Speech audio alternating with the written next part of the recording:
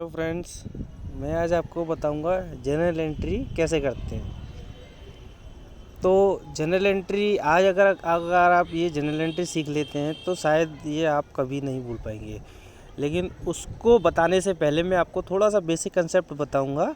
उसके बाद वो सीख गए तो उसके बाद आपके लिए जनरल एंट्री तो कुछ नहीं है।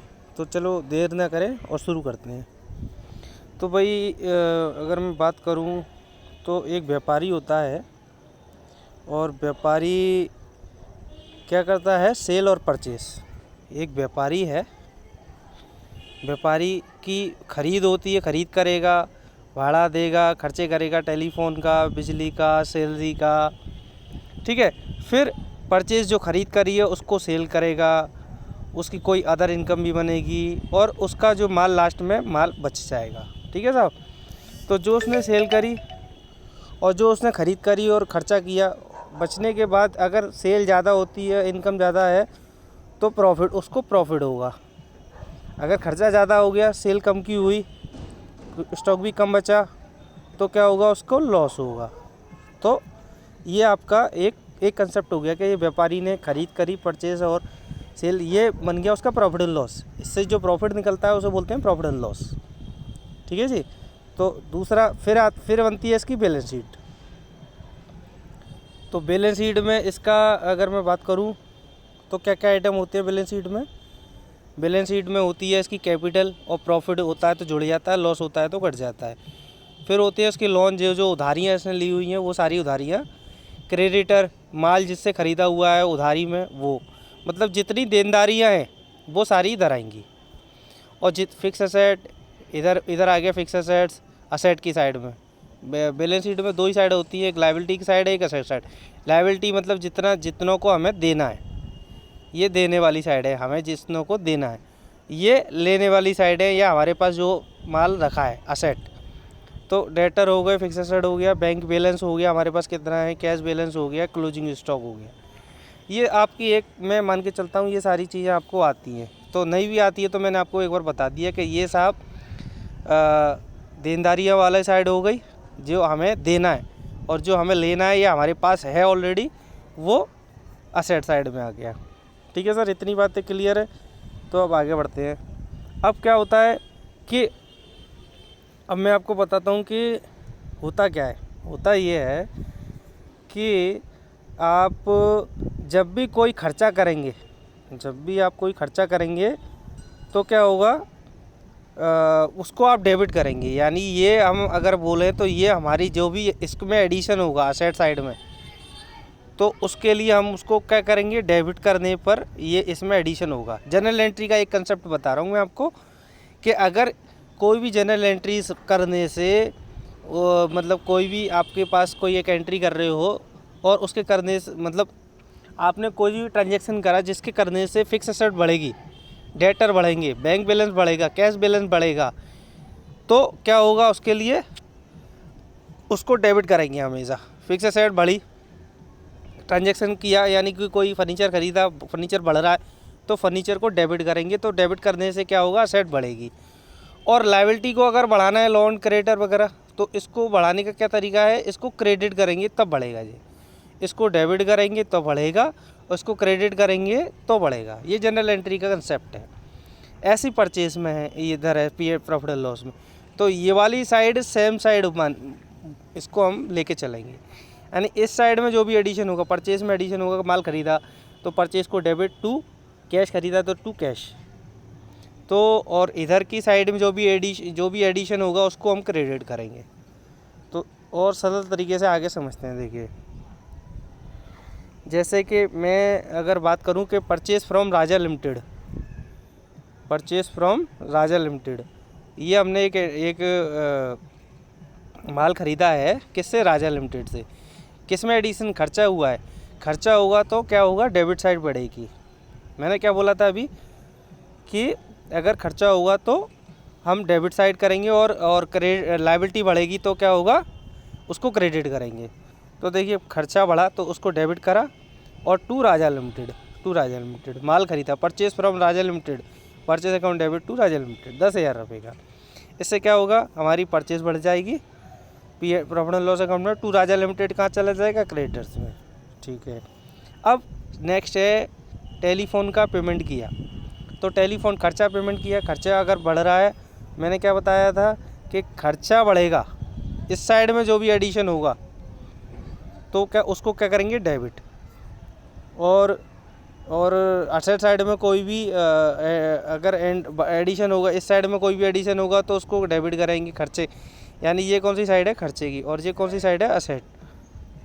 तो उसमें इधर भी अगर कोई भी एंट्री एडिशन होगा तो उसको हम क्या करेंगे, डेबिट। और सरल तरीके से अभी मैं आपको बताता हूँ, 1 सेकंड होल्ड कीजिएगा।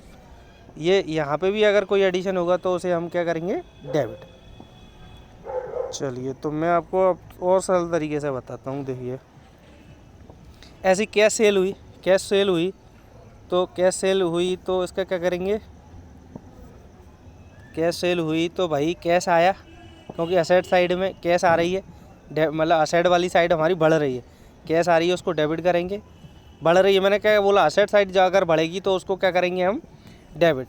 और सेल क्योंकि इनकम साइड है, इनकम साइड बढ़ रही है, प्रॉफिट एंड लॉस में क्रेडिट साइड बढ़ रही है तो उसको क्रेडिट करेंगे।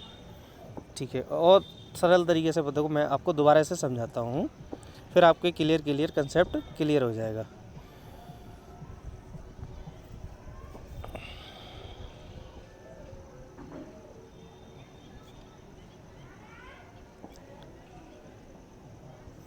ये आपकी एक बैलेंस शीट है, ये आपकी कैपिटल है, सिंडिकेटर है, नहीं ऐसे नहीं, मैं आपको बताता हूँ। ये आपकी लायबिलिटीज़ है, ये आपकी असेट है।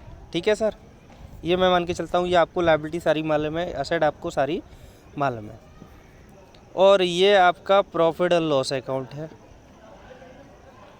इसमें आपके एक्सपेंसेस है, इधर आपकी इनकम है।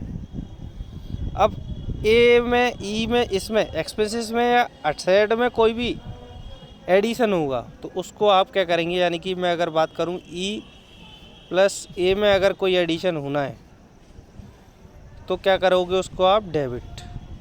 ठीक है सर। और अगर आपकी लायबिलिटीज़ और आपकी इनकम में, या सेल जो बोलेंगे, सीएल में इनकम, प्रॉफिट एंड लॉस के क्रेडिट साइड में जो भी एडिशन होगा उसको आप क्या करोगे, क्रेडिट। तो एल प्लस आई इनकम में अगर बढ़ोतरी हो रही है तो उसको लिए हम क्या करेंगे, उसको 2। बस ये अगर आप कंसेप्ट समझ गए तो आपके लिए जर्नल एंट्री जो क्या हो गई, बहुत ही ज़्यादा सरल हो जाएगी। तो चलिए इसको और समझ लेते हैं, इसकी एंट्री पास मैं करता हूँ दोबारा से। तो सेल टू अजय, अब जिस से अजय को उधारी दी गई है, सेल हो रही है, सेल बढ़ रही है, तो सेल को हम क्या करेंगे, क्रेडिट। मैंने क्या बोला कि क्रेडिट अगर बढ़ेगी, क्रेडिट साइड बढ़ेगी तो उसको बढ़ाने के लिए क्या करेंगे, उसको 2 करेंगे। तो सेल बढ़ रही है तो उसके लिए मैं क्या करूँगा, सेल को क्या कर दूँगा, 2 सेल। और हमारी क्रेडिट, हमारा अजय क्या है, कौन है, क्रेडिटर, लायबिलिटी साथ बढ़ेगी, सेल टू अजय। ठीक है ना। चलो 1 सेकेंड, इसको मैं काटता हूँ अभी, रुकिए। सेल टू अजय, अब अजय क्या हो रहा है, हमारा डेटर है।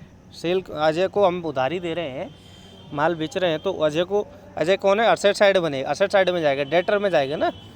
तो अजय को क्या करूँगा, मैं डेबिट करूँगा। तो ये हो गया अजय को करूँगा डेबिट, और इधर क्या करूँगा, सेल, क्योंकि सेल बढ़ रही है, उधर डेटर बढ़ रहे हैं, असेट बढ़ रही है, असेट बढ़ेगी तो डेबिट करेंगे, और सेल इनकम बढ़ रही है तो क्रेडिट करेंगे। बस मैं एक बार दोबारा से समझा देता हूँ भैया, देखो सीधा फंडा है प्रॉफिट एंड लॉस। मैं आपको एक्सपीरियंस से बता रहा हूँ, आपको प्रैक्टिकल वे में बता रहा हूँ, जो आप कभी ज़िंदगी में ना भूलेंगे। ये प्रॉफिट एंड लॉस है। प्रॉफिट एंड लॉस में अगर इधर बढ़ोतरी होगी, खर्चा करोगे तो भैया, खर्चा करोगे तो उसको डेबिट करना पड़ेगा, पहली बात। इनकम बढ़ रही है तो उसको क्या करोगे, आप क्रेडिट करोगे। इनकम बढ़ेगी तो क्रेडिट करोगे, खर्चा बढ़ेगा तो डेबिट करोगे। खर्चा करोगे असेट बढ़ाओगे तो भी क्या होगा, उसको आपको डेबिट करना पड़ेगा। असेट बढ़ेगी तो भी, और इधर लायबिलिटी बढ़ाओगे, इधर क्या होगी, लायबिलिटी साइड बढ़ेगी तो भी आपको उसको क्रेडिट करना पड़ेगा। ये सीधा सीधा कंसेप्ट है। इसके अलावा भी अगर आपको कहीं कोई कन्फ्यूजन है तो आप मेरे को कमेंट बॉक्स में कमेंट कर सकते हैं। मैं आपको और क्लियरली एक नेक्स्ट वीडियो में और अच्छे तरीके से बताने का प्रयास करूँगा। ये मेरा एक छोटा सा प्रयास था आपको समझाने का।